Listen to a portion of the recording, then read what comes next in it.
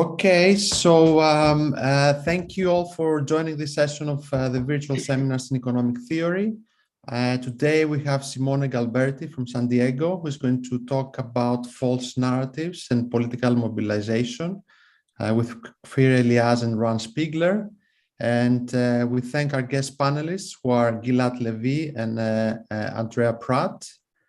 The format of these seminars is as follows. We have a 60-minute presentation with time for interim questions from the panelists. We request all attendees to keep their microphones muted during the talk. However, please post comments and questions in the chat. There will be an opportunity to ask questions live in the Q&A session at the end. The talk is recorded. It is also broadcasted in the virtual chair academic metaverse. So the link is going to be provided in the Zoom chat in a few moments. And after the Q&A session, we will switch to the virtual chair for a few minutes to chat informally. We will meet in the seminar room there. Before I hand over to Simone, let me invite you to our seminar next week.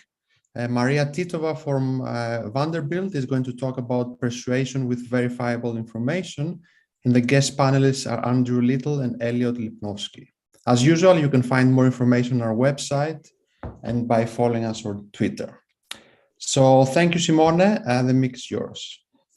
So thank you all for coming and thank you all for the invitation. It's a pleasure to present in this seminar series. As Spiro said, this is joint work with Kfir and Ran. And let me just say up front, I always dreamed to work with these guys and the dream came true. So that was great. So this paper is about false narrative and political mobilization, and we are motivated by the observation that often success in democratic politics involves mobilizing public opinion behind some policy or proposal. And by mobilization, we mean, of course, getting people to turn out and vote, but also getting people to show up at rallies or protests, or more simply just being politically active on social media. Now, the premise is that to generate this political mobilization, narratives play a key role. And this is an idea that it's popular in the academic circle, but also the general discourse. And for instance, political scientists think that policy narratives are a live field of politics. They are strategically constructed stories that contain predictable elements and strategies whose aim is to influence the public opinion and to generate support for particular policies. Okay.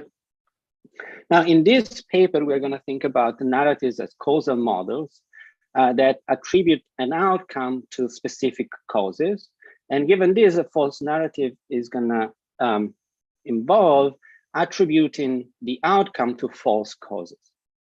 Now, a key point is that these narratives help shape the beliefs of people, enhance their mobilization. Why? Because the narratives, on the one hand, help people organize the empirical observations that they use to form beliefs, because they essentially highlight what is supposed to be relevant in the data. And given that, it helps people estimate their mental models of the world by indicating which variables they are supposed to use to basically calculate beliefs. Now, in particular, in our model, beliefs are going to influence how much a policy proposal is going to be able to mobilize social groups, which, as you will see, will determine whether that policy proposal is implemented or not. In particular, we are going to work under the assumption that only policy proposals that are able to generate the highest mobilization in society are going to prevail, seize power, and by that generating the implemented policy. Now, a key insight on which we build our analysis is the following. Of course, on the one hand, which coalition of groups is going to be in power, so to speak, which is going to determine the implemented policy, depends on which narratives are proposed to shape beliefs. On the other hand, however, the coalitions in power can be a source of causes that narrative can spin to attribute blame or merit to different groups, and by that determine the beliefs themselves. Okay. Now, our main questions are the following. First of all, we want to understand whether false narrative affect which policies are going to be implemented and the structure of the coalitions that support these policies. Given that, to the extent that some false narrative may prevail in the political arena, we would like to understand which kind of false narratives prevail and their properties.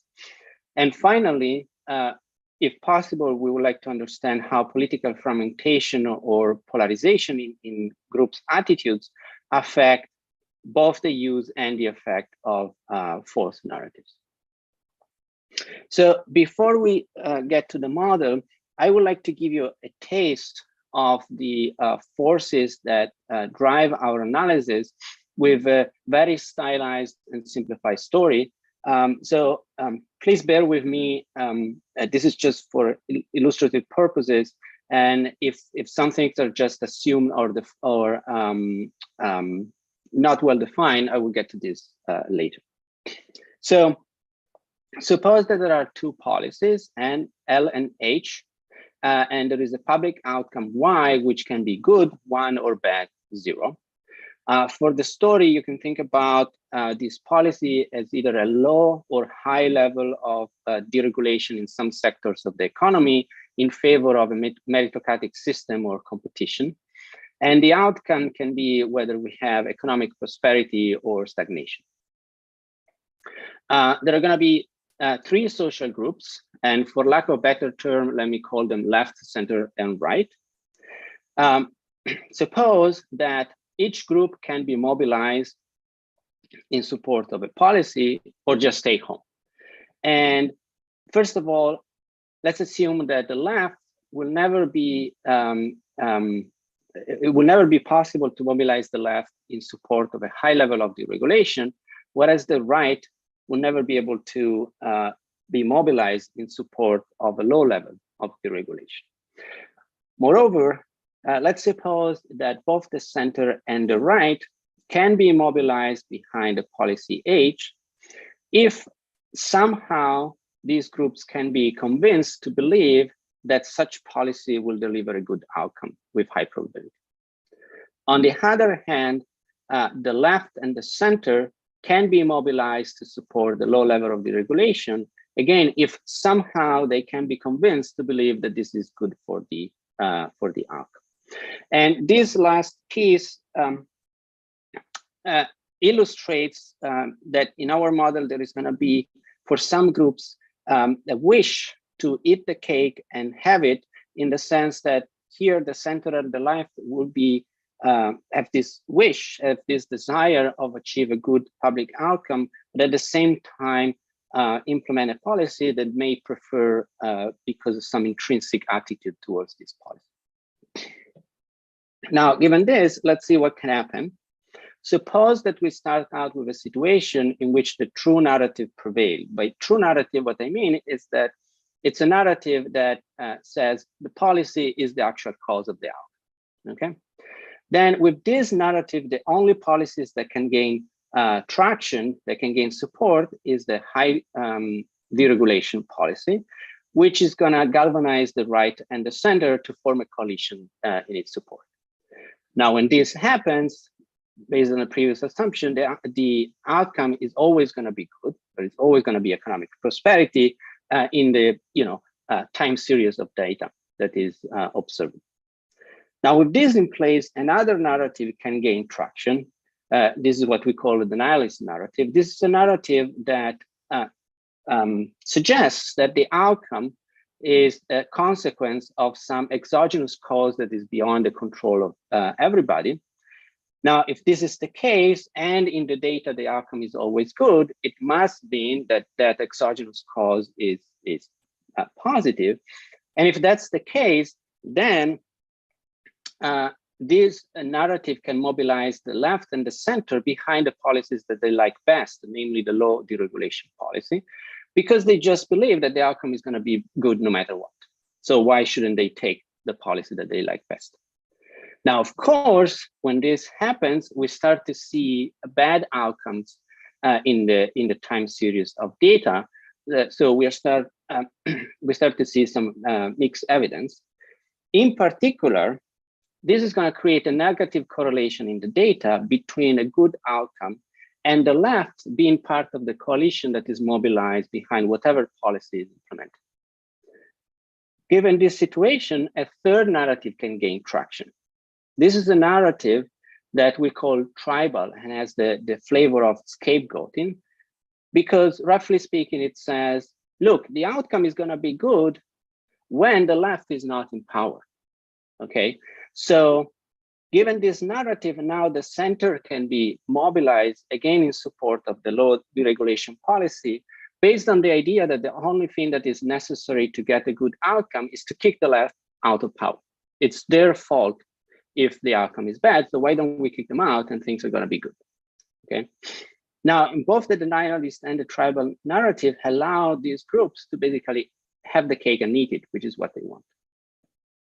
Now you can see that these can create a dynamic cycle of fall and rise of different narratives together with a policy and their outcomes. And moreover, these narratives are going to be in a situation of equilibrium with the data in the sense that they determine which outcome can be observable in the data, and at the same time feed on those data to be self-consistent. Okay. So in terms of the related literature, let me be fairly quick given the time constraint. So this paper builds on previous work by my co-authors, where they introduced the idea of political narratives as causal models. And the idea that these narratives are selected based on some motivated reasoning, based on the anticipatory utility that they deliver for agents. Now, the key difference in this paper is that we depart from their assumption that there is a representative agent in the economy. And this is essential to be able to create space for tribal narratives of attributing merit and blame to different groups. There is, the paper contributes to an ongoing literature on that asks political economy questions in models with misspecified models of the world. And for instance, Gilat and her co-authors have been important contributors to this literature, together with Rani and Esponda and Pozzo before.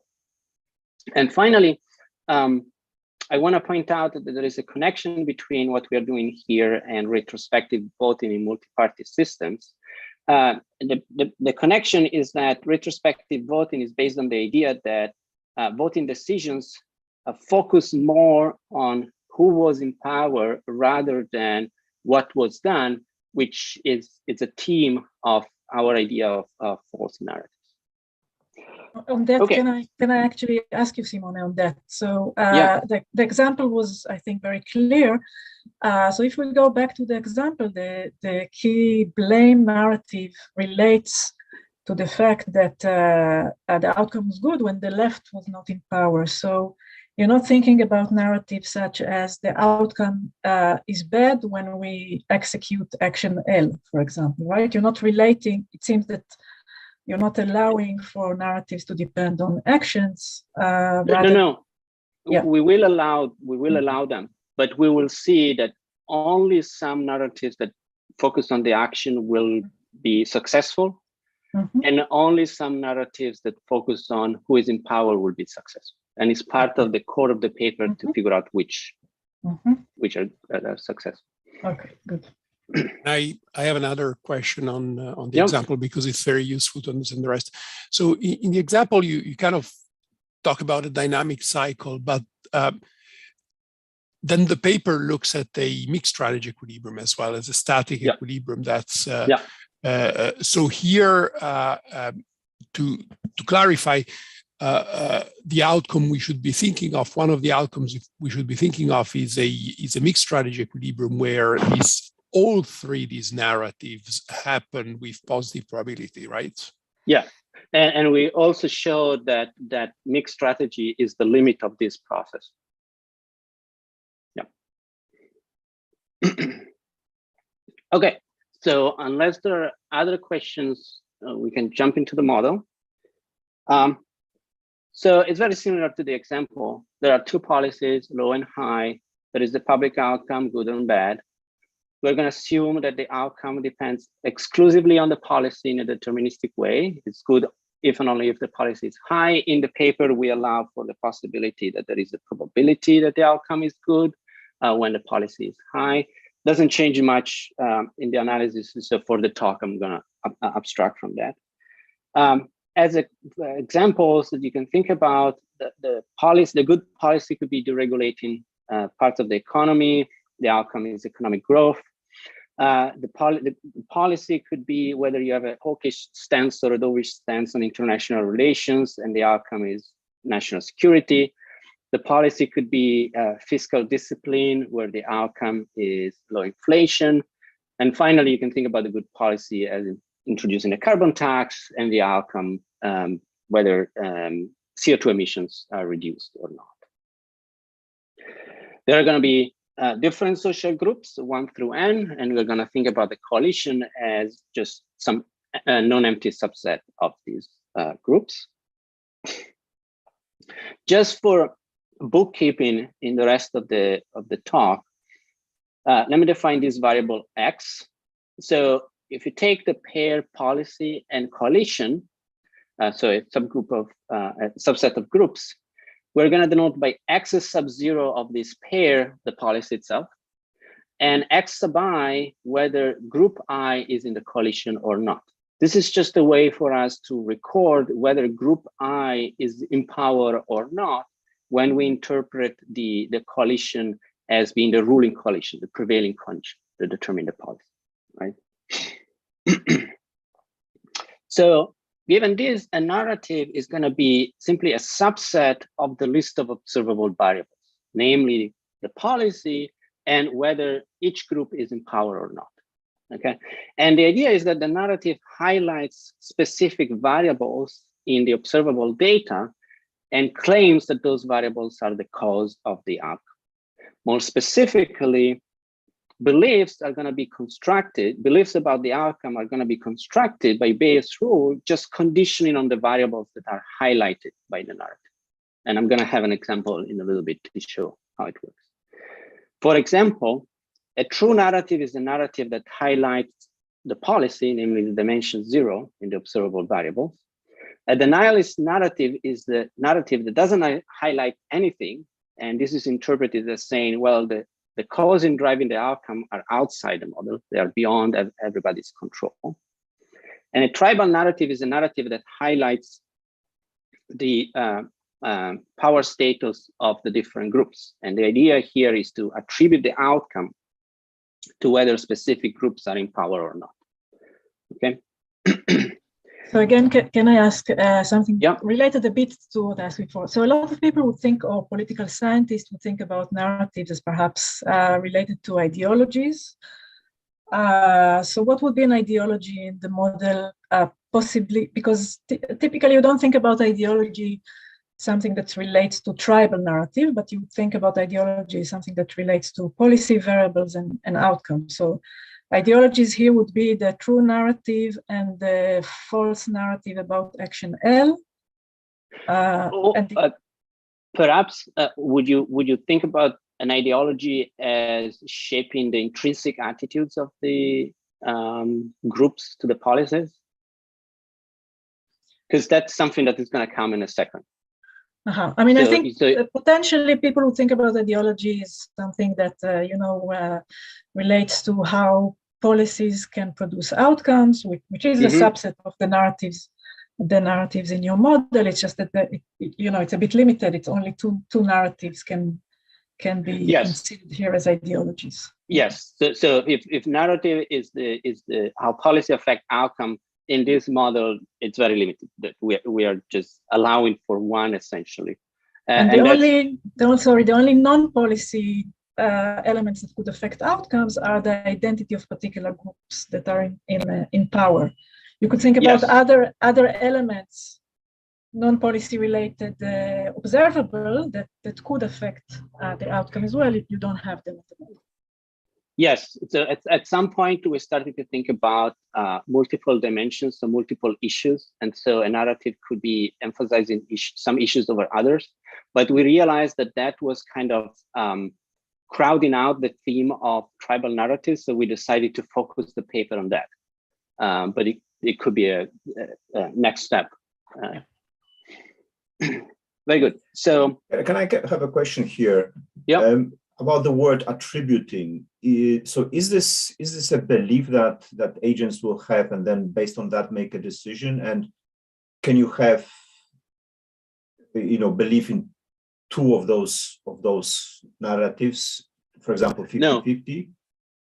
No, there is going to be a prevailing narrative in the dynamic process in the background in every period, and the groups are going to look at the narrative and decide whether it's convincing enough to be mobilized or not. Thank you.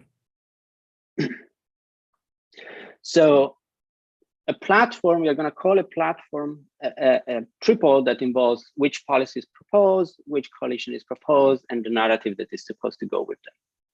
Then the key object of our analysis is going to be sigma, which is the long-run distribution of the platforms that occur in the economy. And this is what we want to endogenize to figure out, which are going to prevail and which are going to fail. So to do that, a key thing that I have to tell you is how this platform mobilize groups, right? Because that's going to determine which policy are implemented, and so which outcomes and which data is observed. So we assume that given a platform, the groups are mobilized by the combination of two things. On the one hand, whether the platform promises a good outcome, so whether this platform is generating some hope in society. And formally, this is the belief that the outcome is going to be good based on the variables that are highlighted by the narrative and the available data that groups can look at, okay? On the other end, the other component is some intrinsic attitudes that groups have towards the policy. And we model this as some number, F, which for group I depends on the proposed policy. And we think about this as the mobilization potential of the groups, okay? In particular, we're going to assume that every group can be mobilized by at least one policy, and a group can be part of a coalition only if the mobilization potential is positive. This is just interpreting F equal to 0 as the case in which group I is hostile to policy A, and so will never turn out in support of that policy. Okay. Now, combining these elements, we are going to model how much a platform mobilizes group I as the product between this hopeful belief and the intrinsic attitude, okay? So to some extent, the ideology, as I was saying before, can enter at this level. So unless there are questions, let me... Sorry, I have a small question. So is F like a utility function? Is it a choice? Is it a rational agent here that we are talking about? So very good. So in the paper, we have a micro foundation of this multiplicative form, where F comes from a participation choice of the members of a group based on some heterogeneous cost of participation in the group. Okay, yeah, we use this reduced form mostly for tractability, but then we have a story behind it, so to speak. And to clarify, mobilization can be both positive or negative, or are... You can either be mobilized or you can stay home. But you cannot be mobilized against the policy. No, not in this one. I mean, this seems to be a feature of some, some narratives. They're very much mobilization against a policy. I don't know if it's without loss of generality, because you can imagine people being mobilized in favor of all the other policies, or whether it's substantively significant. So if I remember correctly, by Rani and Kfir can correct me here, at some point we discussed that if the policy is binary, there is a way of thinking just if you favor something, it means that you're against that other thing. And you could, the other possibility is that you interpret the policies as the negative, right? And so would you mobilize for A where A is not doing so and so, right? So there is some degree of flexibility where maybe we can incorporate mobilization against something. Yeah, I think it is an interesting feature of campaigns that they choose to go against the policy rather than in favor of the other policy, right? I mean, it's possibly interesting features of narratives that you might want to look at. Yeah, but yeah, I mean, it's a very sensitive topic, but if you think about abortion in the US, right? It's, if you're against, you're in favor of something. About. Yeah. Right. Yeah. Can I ask a clarification question beyond this? So this Fi of A, one could think of it as an indicator function. So it's either 1 or 0, but it seems like you're thinking of it as, because basically this product could be any number on positive number, I guess. Yeah, it's important that it's an intensity. Yeah. It's important that it's an intensity. Yeah. Are you going to allow for heterogeneity across groups? So the F depends on I as well as A. Okay. You can also think about the size of the group. If F is small, it's a small group. If F is large, it's a large group. Okay. Okay, so how does it work? Well, suppose that the narrative highlights the power status of group 2, and group 2 is in the coalition. So the group 2 is in power. Then when calculated beliefs, the groups are going to look at the available data, so the long-run distribution of these platforms, and they're going to condition only on those cases in which group 2 is in power. So x2 is equal to 1. Okay, they're going to use Bayes' rule, and so they're going to use the fact that the outcome is good if and only if the policy is H. Right? Instead, if the narrative highlights the same group, but the group is not in power, then again, we're going to calculate beliefs in the same way, but just conditioning on all those data points where x2, namely the power status of group 2 is 0. Okay. Now, the other thing that I want to highlight is the possibility that a false narrative can generate positive support despite proposing a bad policy for the outcome. Now, of course, this narrative should not highlight the policy, right? It should highlight something else. And the way in which it works is that, well, which policy is implemented is going to be correlated with which coalition supports it and which outcome, of course, we observe. And so there is going to be a correlation in the data between who is in power or out of power and the outcome, which can be exploited. Okay, a little bit as in the example at the beginning. Now, the final thing that I have to tell you is how we close the model with an equilibrium notion. And here we're going to take a reduced form that is like a competitive equilibrium approach. And the story behind this, which we don't model, is that there is an invisible hand of political entrepreneurs that are in society and that they're seeking power, they're office motivated. Now, these political entrepreneurs are smart enough to realize that certain platforms are more powerful in mobilizing groups than others, and they are going to propose these platforms so as to try to reach power. Now, there is going to be a free entry of these entrepreneurs in the background, which means that only platforms that are able to generate the largest, the strongest mobilization are going to prevail in the political arena with competition with these entrepreneurs. We capture this in reduced form with this notion of equilibrium that says that the long-run distribution over platform sigma is an equilibrium if whenever a platform occurs with positive probability in the long-run frequency, it has to be the case that it maximizes the total mobilization of the groups that are claimed to be part of the prevailing coalition, okay? Where the mobilization is what I defined before, okay? Now, to make sure that these beliefs are well defined, we actually define this equilibrium as the limit of a sequence of full support distribution over platforms. If you're interested in the details, I will ask you to look at the paper, okay? The notion is static, this equilibrium. Yes, but as I was saying before to Andrea, there is a dynamic foundation behind it, which I hope I will get to in a second. Simone, I understand that you don't have a full model of how this is determined here. If I think about just two groups running for election, two coalitions offering two different narratives, I can see how mobilization is clearly the right, is a potentially a right way to model political competition.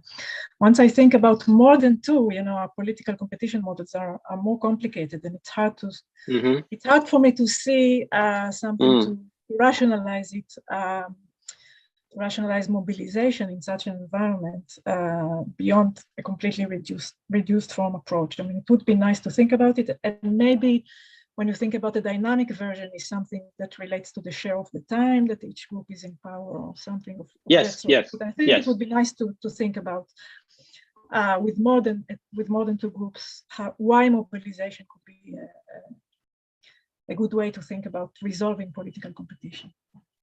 Okay, it's point taken. Yes, we'll think about this.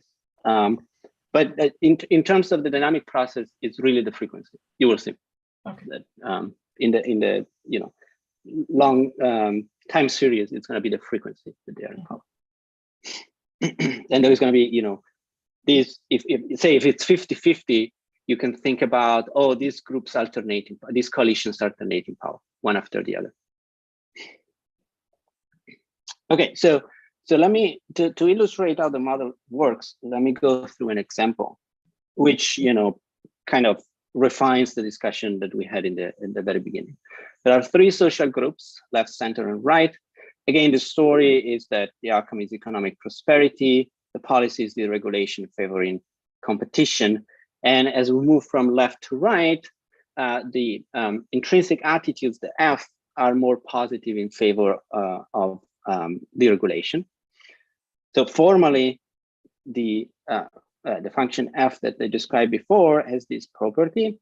For high deregulation is strongest for the right, not so strong for the center, and the left is just hostile.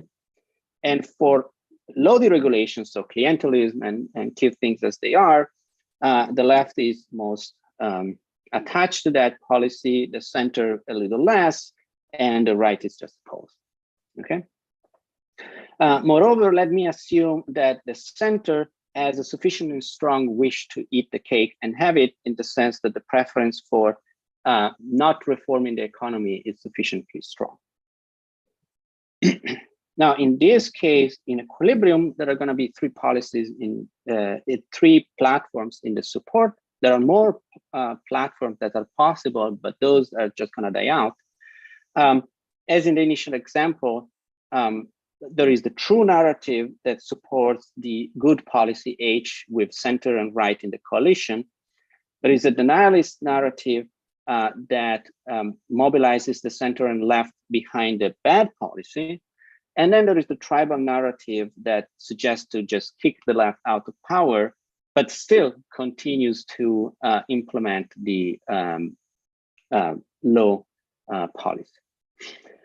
Now, to give you a sense of how this comes about and simplify a little bit the notation, let me denote the mobilization induced by the platform just in terms of the narrative S. Okay. Now, think about this dynamic process that is going on in the background. In every period, the sigma t is going to be the historical frequencies of which platforms were dominant, where in every period the platform is dominant if it maximizes the total mobilization. Okay. Now, let's suppose that we start history with 10 periods of the true platform, okay, then this graph represents the total mobilization that the three policies, the three platforms that I listed before generate over time as this time series of events populates over time, okay? And by the way, we didn't put it in this graph, but if you were to map the total mobilization of other platforms, you will see something like this converging to a level that is strictly below the others, which means that that platform does not survive in the political arena. Okay. So, Simone. Yeah. Here I was trying to think. So, what about, because starting with the truth is one option, but you could start with something false. So suppose that you start with a false narrative that meritocracy is bad. This is just it leads to bad outcomes. Yeah. And we start with a policy of no meritocracy. There seems to be then a majority against meritocracy. So for L on the part of center left, and hence meritocracy is never tried. Yeah. And would that survive? So the way in which we get out of that is to assume that there are trembles. So sometimes somehow the good policy is tried out, and that creates data on which you can run the true narrative. But why do you want to get out of that? Why? I mean, you know, we keep criminalizing cannabis on the hypothesis that if we legalize it, the world will fall. No, I agree with you. But remember, one of our goals is to say, oh, there is a good policy, and if we didn't have any narrative, that would be the policy that prevails, right? So to the extent that we introduce narratives that can be false, how damaging can they be relative to that good policy? Okay, and so we need to give a hope to that good policy to emerge. But I totally agree with you that if the idea is, well, narratives are just based on the observable data, and you have no data whatsoever of what that good policy could deliver, we are stuck in a false narrative on a bad policy. I totally agree with you. It's just part of the purpose of the exercise that led us to give a chance to the good policy. Yeah. Okay. So you see that this, as I was saying before, these total mobilizations converge, and you're going to have an alternation of true narrative, false, and the nihilist over time. And anticipating what we do, the equilibrium is going to be the frequency of these peaks in the limit, essentially. Now, this example also allows us to illustrate a key trade-off in the model of false narratives, which is, on the one hand, you want to have a large coalition. And to have a large coalition, you have to scapegoat a smaller set of groups. Okay, the smallest possible is the denialist one, which doesn't scapegoat anybody, and so achieves the largest possible coalition. On the other hand, you want to generate a strong belief to galvanize more the groups that you want to in your coalition. To do that, you have to kick out somebody. Okay, but that comes at the cost of a smaller coalition, which is what happens with the tribal narrative here. You introduce higher beliefs because you restrict a set of cases where some group is out of power. Okay. Now, in equilibrium, these forces have to balance each other. So in equilibrium, it has to be the case that the mobilization of all platform has to be the same. And if you impose this condition, you can solve the system of equation. You obtain a unique equilibrium where these are the frequencies, the long-run frequencies of the different platforms. Now, in green stress, no, let me say this. So note that the probability that the good policy is implemented is given by the ratio of the total mobilization potential of the two policies.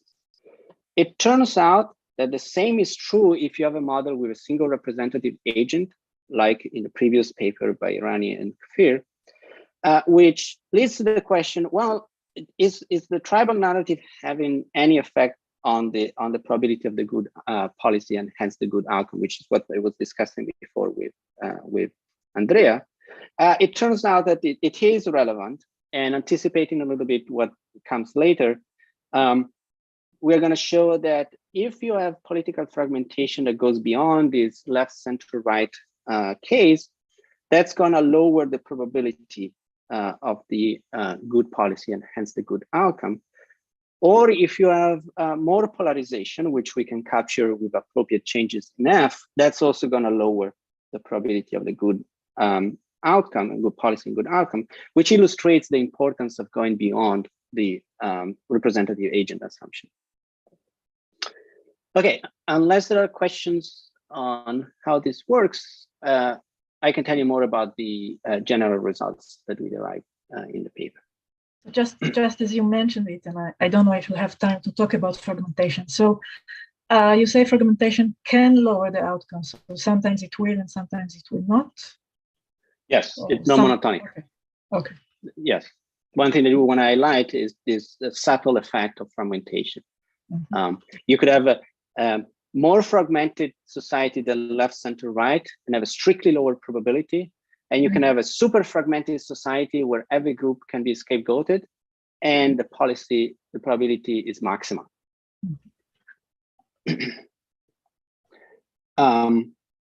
Okay. I mean, we have data on fragmented societies in some applications. I think it could be possible to, yeah, my guess, typically in very diverse societies, it's more difficult to attain what economists think is the good outcome, but yeah, to consider, yeah. So first of all, in the paper, we restrict a bit the domain of feasible narratives, especially tribal narratives, because we feel that not all social groups or sets of social groups are good candidates to being scapegoated.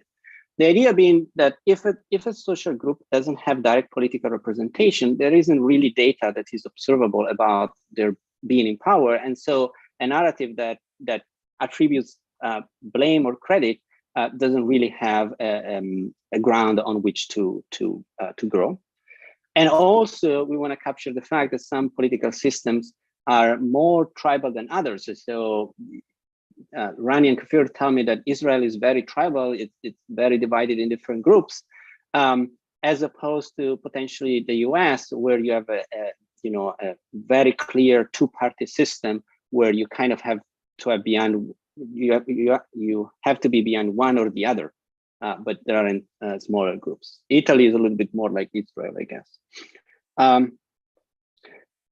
So given this, we're going to let NA be the set of groups that can be mobilized by policy A. And then we are going to define the domain of feasible narrative as a collection of sets of groups. We are going to assume that the right, the left, and the center are always there. And any other subset, any other candidate narrative is a subset of these three classes, these three categories. Okay. Now, with this in place, we obtain that our model has a unique equilibrium distribution over policies and coalitions. Moreover, if the society desire to eat the cake and have it is sufficiently weak, then in equilibrium, only the good policy is going to prevail. But if the desire to eat the cake and have it is sufficiently strong, then this probability of good policy is bounded above by something strictly less than 1. Okay. And it could be even strictly lower. Okay. In proving this, we developed an algorithm to calculate this equilibrium distribution if anybody wants to do it in an application. With that, we can also say something more about which narratives prevail in equilibrium.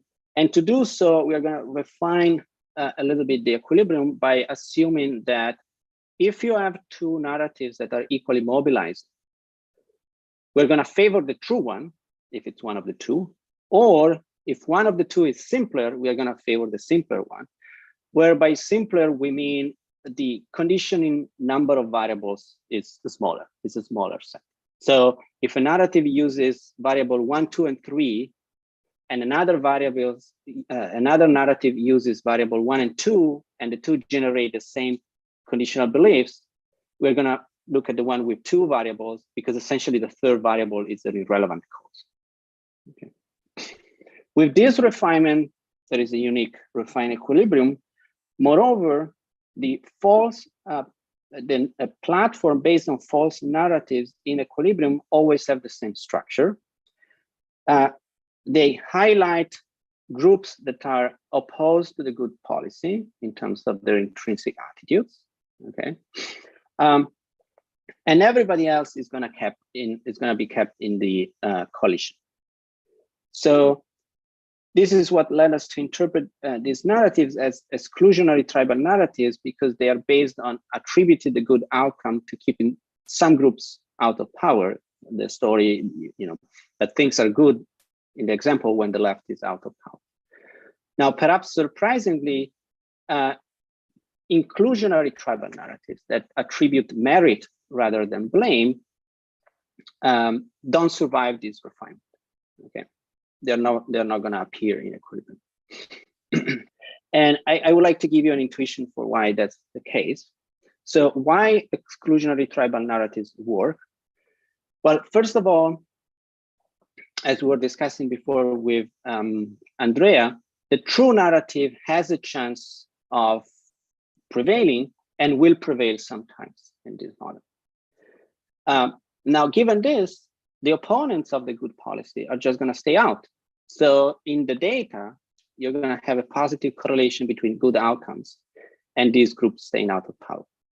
But then you can spin this data with an argument that says excluding these opponents is the way to get a good outcome. And on top of that, this narrative allows to deflect the responsibility for good outcomes while taking the bad policy. So it feeds into this desire of having the cake and eating it at the same time. By contrast, an inclusionary tribal narrative that assigns credit doesn't work to mobilize. What do I mean by that? Suppose that when the left is scapegoated, if the left is scapegoated, then the center is going to join the coalition. We saw it in the example. If the center is praised, the center is going to join the coalition. So the center is always in power. So there is no correlation between the center being in power or not and the outcome that you care about. So highlighting that the center is in power doesn't add any explanatory power to the narrative. You might just as well emphasize the policy and the fact that the good policy is implemented. Okay. Now, with the refinement, this kind of narratives is taken out. But even if we leave it in it, we see that it's not a narrative that works in terms of mobilizing groups. It doesn't add extra power to the mobilization. Okay, so how much time do I have? Good. So to get at the question of how political fragmentation affects the use of false narratives and their consequences, we specialize the model by thinking about these feasible narratives as forming a taxonomy of the different groups that are described by partitions that get finer and finer as we go to lower level. So the idea is that you can have division between religious groups, and then within each group subdivisions, or ideological subdivisions, and then within each group. We're going to assume that there are K levels in this taxonomy, and the taxonomy is symmetric in the sense that at each level, each cell in the partition at that level splits into the same number of subsets. Okay, it's like a symmetric tree. Now, given this, let me define R to be this sum of the splitting at the different levels, which is a way to capture the degree of fragmentation in this society. Okay. Now, with this, let's assume again that the desire to eat the cake and have it is sufficiently strong for the center, we can also characterize the equilibrium for the other case, but it's simpler in this case for the purpose of the talk. So in this case, with a social taxonomy, first of all, every set of social groups that can be scapegoated is gonna be scapegoated, okay? And moreover, we can get a fairly simple expression of what the equilibrium probability of the good policy is gonna be, which allows for simple comparative static, as you will see in a second. But first, I would like to give you an intuition for why scapegoating as subcategory, it's always going to be in equilibrium. Well, suppose that you scapegoat a category, and then you induce a certain coalition. Right? If you scapegoat a subcategory, first of all, you can mobilize a larger coalition because you have to kick out fewer groups. That's good. The question is whether you lose in terms of the belief of a good outcome. Well, you lose nothing because the cases in which the subgroup is not in power is exactly the same cases as where the larger group is not in power because of the nested structure of the partitions. This would not be true in a model that in a social taxonomy that doesn't have this partition structure. So you always want to go to the subgroup, to the subcategory, because you gain in terms of mobilization and you don't pay anything in terms of beliefs. To clarify, this group is scapegoated always or with some probability? With some probability, sorry, I misspoke. They're always scapegoated with some probability. They're always in the support, but not with probability. Thank you, Andrea. So in terms of comparative static, it's immediate that if we fragment society more, that's going to lower the probability of the good policy. The idea is that you have more opponents of the good policy and they can join multiple coalitions where they scapegoat the remaining opponents. And every time they do that, they choose the bad policy, okay? And they can get away with it with a false narrative. The other comparative static is in terms of polarization. There are different ways in which you can think about polarization, but here's one. Suppose that we keep the total attitudes towards policy L, the bad policy, the same, but we shift weight from the center to the left. So we make the left more vocal against policy H. In some sense, we make society more polarized in terms of their attitudes. And if the society is sufficiently fragmented, this is gonna, increase this part, decrease this part, but overall decrease the overall probability of the good outcome. Okay? I should point out that with taxonomies that are not symmetric, it's possible to construct examples where you do this exercise, you make society more polarized, and actually the probability of the good policy goes up. The idea being that if the left becomes very vocal, then scapegoating the left is very costly in terms of mobilization. So you're going to do it less frequently, or you're not going to do it at all. And that reduces the cases in which you implement a bad policy. Okay, so in the remaining time, I can tell you other things that we do in the paper. The first is showing that there is this no monotonicity in the political fragmentation, which refers to Gilat's question before. And the way in which we do it is to think about the domain of feasible narratives, not as having this partitional structure, but being of the form, any subset of the left, center, and right can be scapegoated. They don't have to be nested, all possible subsets, right? And we show that in that case, this probability is equal to the upper bound. So the sum of the mobilization potential for the good policy over the mobilization potential of the bad policy, okay? And we also say something about the prevailing narratives in that case. The second thing that we do is to formalize that dynamic process that I described before in the introduction and in the graph. And we show that the historical frequencies of dominating platforms, policies and coalitions converge to the reduced form equilibrium that we assume. And the third thing that we do is to show that you can write a simple model of political mobilization where groups are formed by different members, and these members have different costs of participation, and they choose whether to participate or not based on the hope that the narrative proposes. And under some assumptions, you can get that the participation can be modeled by the F that we assume for each policy. Okay.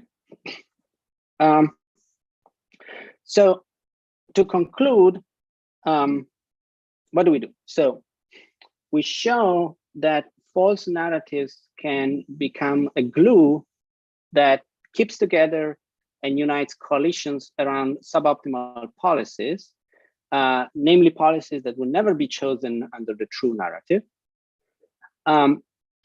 We show that false narratives can have at least a flavor of a scapegoating narrative, which seems to be often used in the political arena. Scapegoating narratives take many different forms, but this is, again, at least a flavor of those forms. We highlight the basic trade-off of the scapegoating narratives, namely, on the one hand, if you scapegoat a smaller group of people in society or set of groups, it's good because, well, you can keep everybody on board with you.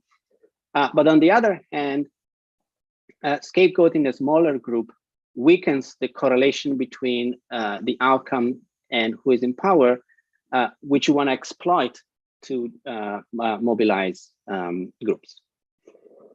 We show that political fragmentation can fuel the use of these narratives, but has subtle effects on the adoption of the good policy. And finally, I would like to point out this observation about retrospective voting, which is, to the extent that false narrative attribute accountability for outcomes incorrectly, in some sense, they undermine the ability of retrospective voting to discipline the democratic politics because they break the link, the correct link between who is in power and what the actual outcome is. Okay. And that's all. Thank you. Thank you very much, Simone. I would like to ask maybe our panelists if they have any concluding comments or questions. Gilat? Yeah, sure. I mean, first of all, it's a really interesting and very creative model and interesting paper, and I really enjoyed the presentation. I have two questions maybe. So one, in your leading example, it is the center that mainly, scapegoats a particular extreme side, let's say the left, right? One would think that in polarized societies, it is potentially the right that scapegoats the left rather than the center. So if you have any thoughts on that. Another question relates to your last comment. So I understand, I agree that if we, that false narratives destroy to a degree the ability of retrospective voting to discipline democratic politics. It's just not clear, what would be the counterfactual, right? I mean, if we don't look at the history, in what ways can we discipline politicians?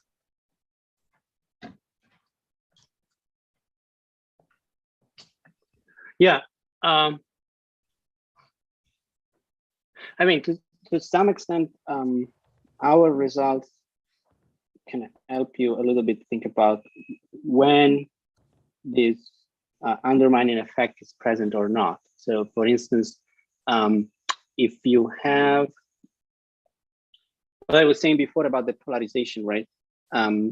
If you have a two-party system, this unraveling of false narratives doesn't occur. And so you're always at the maximum possible that is consistent with scapegoating. And if this desire of spinning the data is not that strong, this false narrative just doesn't have the ground to spread. Okay, so at least the model can suggest where to look in terms of driving forces or potential, evidence of whether this mechanism is in place or not. But I agree with you that if voting is always based on looking backwards, right? What's the benchmark, right? Yeah.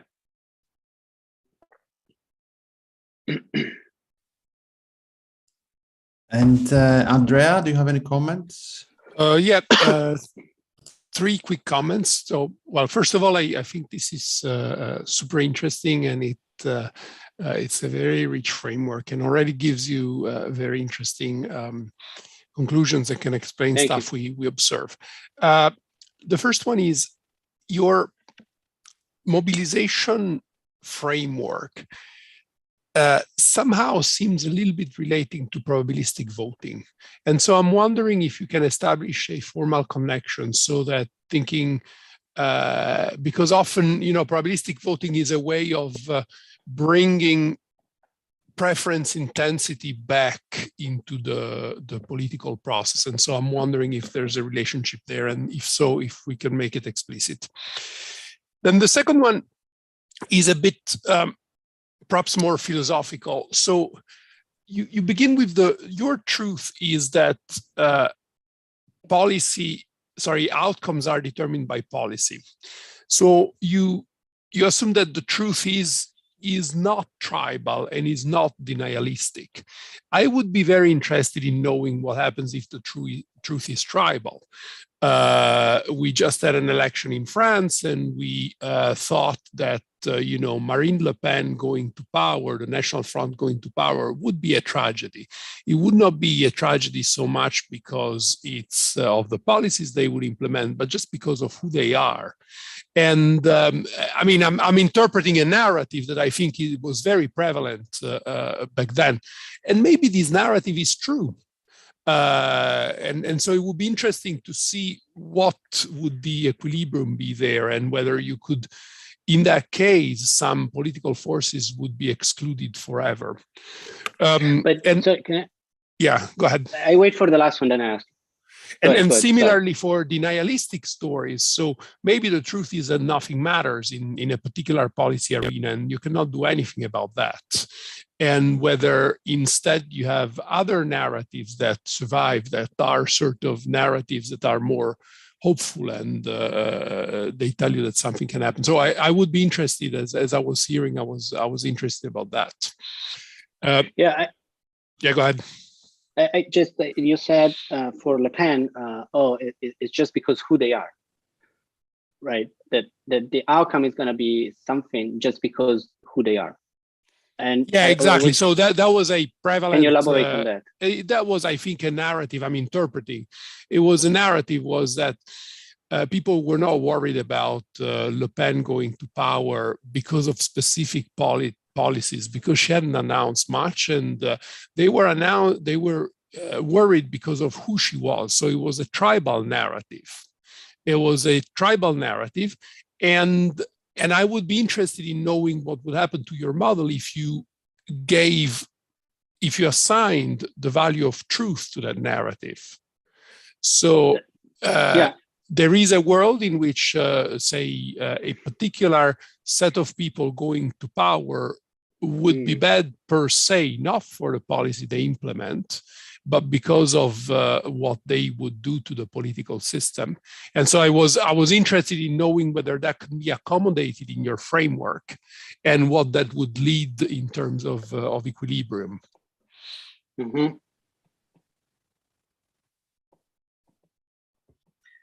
I guess it could also go more deeply into the question of understanding this narrative. What does it mean that it's bad when one group is in power? Does it mean that we think about the competence of this group, or what Andrea said, that it's about, they will destroy the political system, or perhaps they just implement, even if they take the right action, they implement a lower output for some reason, right? There could be other different explanation. It could be a valence story, yeah. Yes, exactly.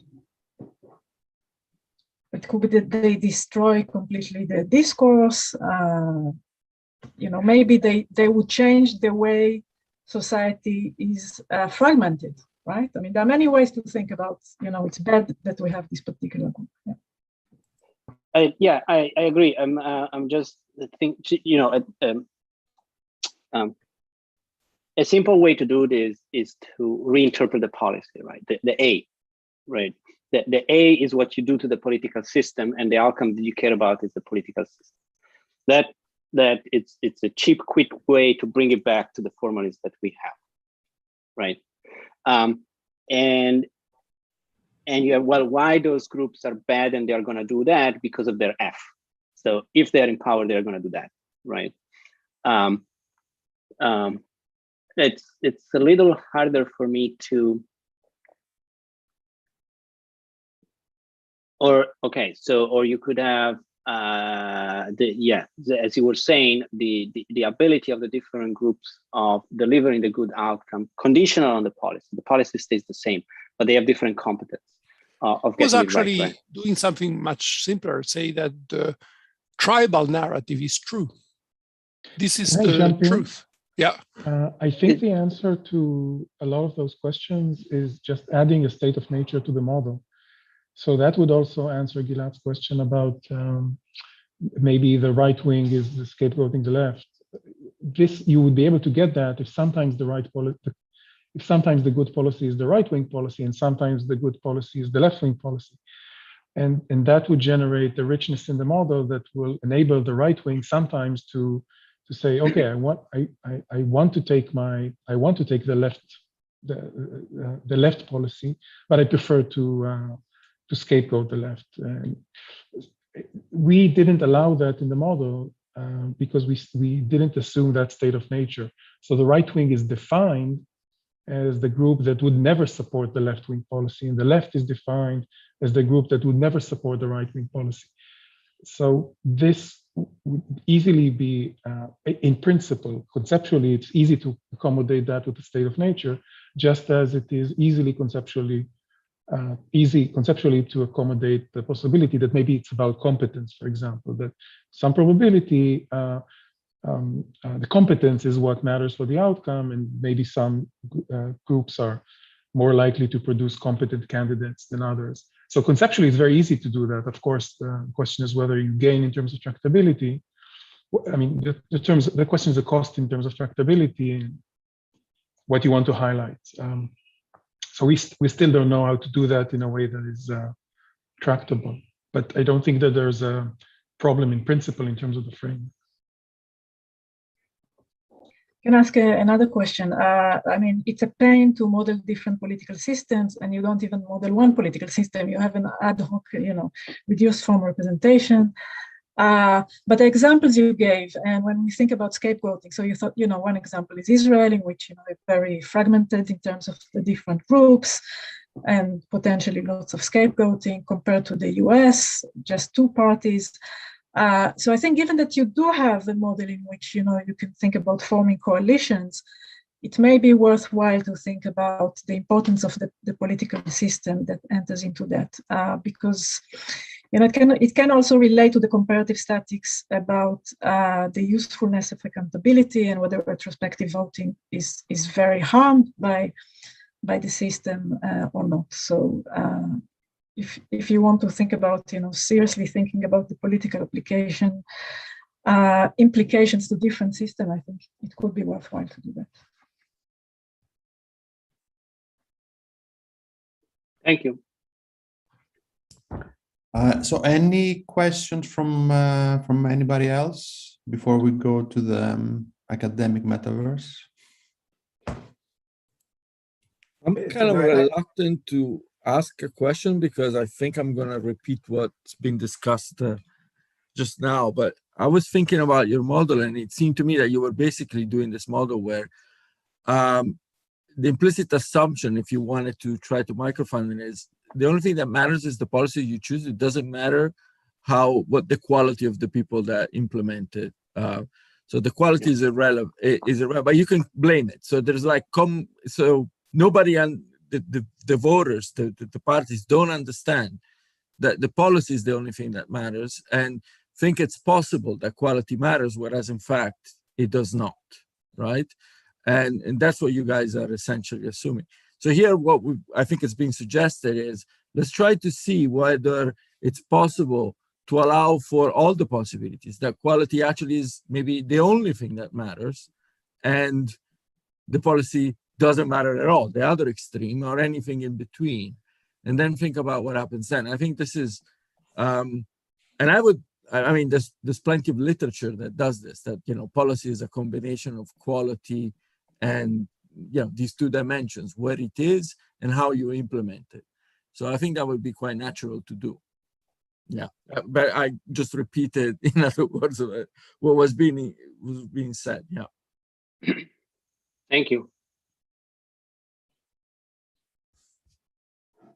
Okay, so maybe now we can. So I guess everyone can see the link if you want to go to the other website, and we can talk informally there. But thank you very much, Simone, and thanks to our panelists and the co-authors for coming. And it was a very interesting seminar. Thank you all. Thank you, Gilat and Andrea, for doing this. Yeah, hope to see you next week as well. Thank you. See you in a bit. Bye.